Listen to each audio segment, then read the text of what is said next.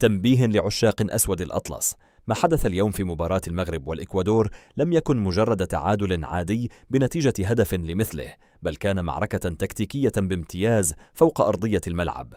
لا تنخدعوا بالنتيجة، فهذه المباراة كشفت لنا الكثير عن تحضيراتنا لكأس العالم 2026. كيف نجح منتخب الإكوادور بضغطهم العالي في تعطيل ماكينة الأسود؟ وما هو التغيير العبقري الذي قام به المدرب محمد وهبي في الشوط الثاني وأنقذنا من فخ الهزيمة؟ إذا كنت تريد فهم الحقيقة التكتيكية وراء هذا التعادل فبق معنا للنهاية، لأننا سنفكك شفرة المباراة بدقة لم تراها في أي مكان آخر. بدأ المواجهة بخطة، ذكر الخطة مثلا 4-3-3، لكننا اصطدمنا بخصم شرس ومنظم جدا. الإكوادور لم تأتي للدفاع، بل اعتمدت على نظام الضغط الخانق الذي عزل وسط ميداننا تماما. في الشوط الأول عانينا من بطء شديد في بناء اللعب، وكان التواصل بين الدفاع والهجوم مقطوعا بسبب القوة البدنية الهائلة للاعبي الخصم.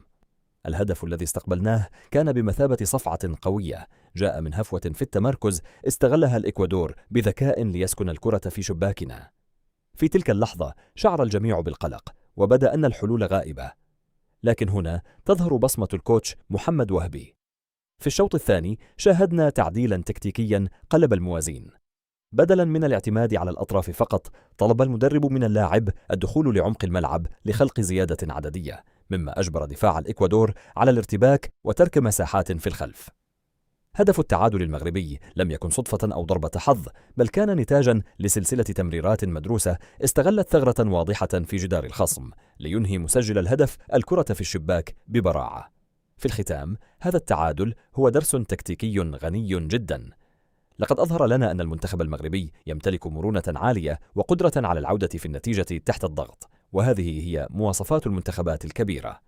والآن نترك الكلمة لكم في التعليقات. من كان في رأيكم رجل المباراة تكتيكيا؟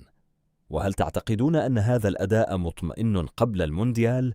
لا تنسوا دعمنا بالإعجاب والاشتراك لتصلكم تحليلاتنا الحصرية أولا بأول. حفظ الله المغرب والمغاربة، ونراكم في التحليل القادم.